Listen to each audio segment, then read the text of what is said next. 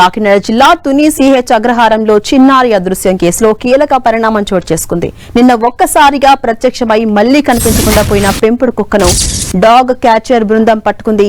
అర్ధరాత్రి నుంచి ఇంటి వద్దకొచ్చిన కుక్కను సురక్షితంగా బంధించారు. మరోవైపు అదృశ్యమైన పాప ఆచూకీ కోసం 6వ రోజు గాలింపు చర్యలు కొనసాగుతున్నాయి. చిన్నారి ఆచూకీ కోసం కుక్క కదలికలపై అధికారులు దృష్టి పెట్టారు. చిన్నారి కోసం అధికారులు గాలింపు చర్యలను ముమ్మరం చేశారు. కుక్క ద్వారా కీలక ఆధారాలు లభించే అవకాశం ఉందని భావిస్తున్నారు అధికారులు. అప్డేట్స్ మా ప్రతినిధి సతీష్ అందిస్తారు. Satish,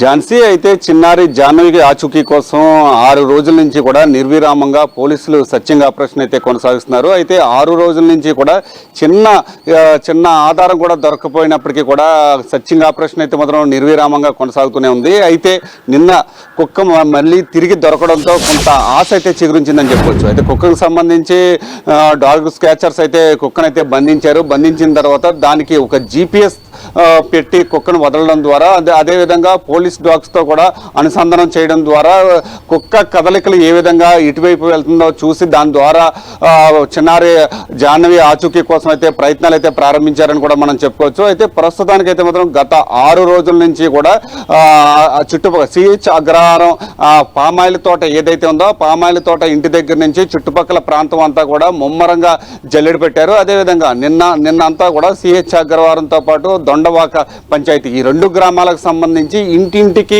house to house verification అయితే మాత్రం చేశారు. ఏ ఇంట్లో కూడా ఎక్కడా కూడా అంటే మొత్తం ఆ గ్రామాల చుట్టుపక్కల గ్రామాల అన్ని చోట్ల కూడా ప్రతి ఇంటికి పోలీసులు వెళ్ళి అసలు ఏమైనా ఉన్నాయా అనే దానిపై తనిఖీలు అయితే మాత్రం నిర్వహించారు. అయితే చిన్నారి జాహ్నవి కోసం సర్చింగ్ ఆపరేషన్ అయితే మాత్రం ముమ్మరంగా కొనసాగుతుందని చెప్పుకోవచ్చు. అయితే కుక్క తిరిగి మళ్ళీ ఇంటికి రావడంతో కుక్క కదలికల ఆధారంగా ఏ విధంగా ముందుకు వెళ్తుందనే అంశంపై పోలీసు ప్రయత్నాలు అయితే మాత్రం ప్రారంభించారని చెప్పుకోవచ్చు. అయితే పెంపుడు కుక్కకి GPS-తో పాటు ఆ పెంపుడు కుక్కతో పాటు అంటే పోలీస్ డాగ్స్ను కూడా అనుసంధానం చేస్తూ ముందు కుక్కను వదిలిన తర్వాత పోలీస్ డాగ్స్ను కూడా వెంట వెళ్లే విధంగా ప్రయత్నాలు అయితే మాత్రం ఈరోజు ప్రారంభించారని చెప్పుకోవచ్చు.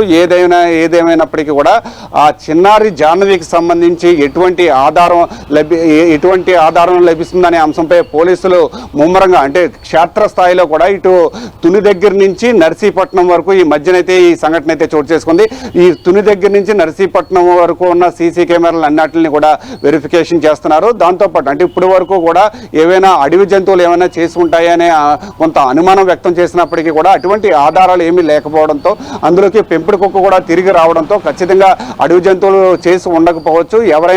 ఎవరు తీసుకెళ్లి ఉంటారనే అంశంపై పూర్తి స్థాయిలో దర్యాప్తు అయితే ప్రారంభించారు. ఇటు ఇంటింటికి సర్వేతో పాటు పరిసర ప్రాంతంలో సెల్ ఫోన్ సిగ్నల్ ఆధారంగా ఎవరెవరు ఆ సమయానికి వచ్చి ఉంటారనే అంశంపై కూడా పోలీసులు దర్యాప్తు అయితే ముమ్మరంగా చేస్తున్నారని కూడా చెప్పుకోవచ్చు. కాకినాడ జిల్లా ఎస్పీ బిందు మాధవ్ అయితే మాత్రం చిన్నారి ఆచూకీ కోసం పూర్తి స్థాయిలో సుమారుగా 200 మంది పోలీస్ మెన్తో పూర్తి స్థాయిలో దర్యాప్తు అయితే మాత్రం కొనసాగిస్తున్నారని కూడా మనం చెప్పుకోవచ్చు. Jahnavi, right, thank you Satish.